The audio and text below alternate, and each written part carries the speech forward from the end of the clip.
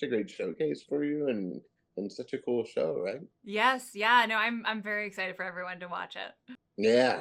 Well, in this, of course, you watch a show like this and you see what some people do in real lives and you take it in and you think, I don't know if I could do I don't know if I could do this job. Do you think you could?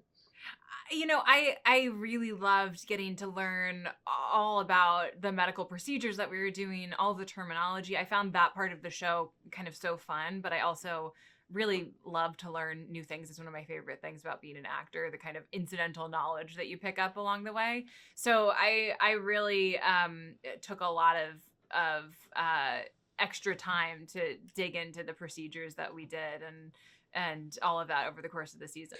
Well, speaking of the incidental knowledge, you think about the way that they do things, and they kind of have to turn it off and go to work.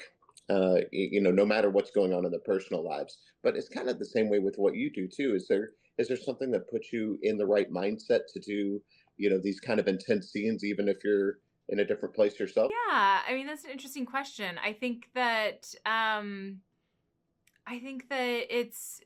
a little bit of a mix of both. I think that as an actor, obviously whatever's happening in your personal life informs how you show up at work that day, and I often find that instead of trying to push away whatever the reality is of your own personal emotional experience, kind of allowing that to be part of the background of what you're also doing at work that day is sometimes more helpful because we're all only so good at pretending things aren't happening for us, and I think sometimes it actually uh, leads to a more complicated performance if you kind of allow all of the other things that are showing up for you to bleed into whatever you're doing at work. Yeah, true.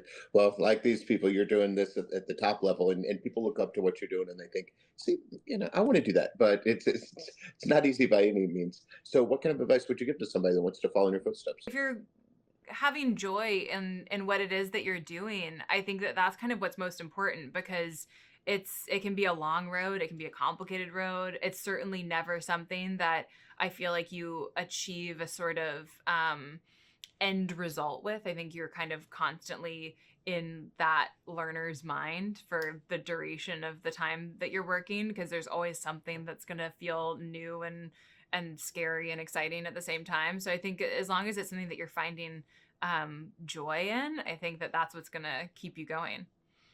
Yeah, absolutely. Well said.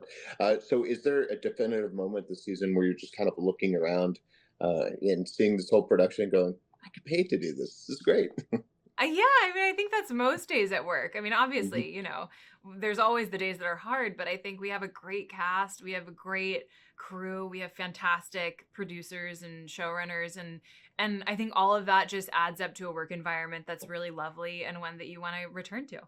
But do you feel really, really close to this character? Or do you feel like it's so far different from who you are?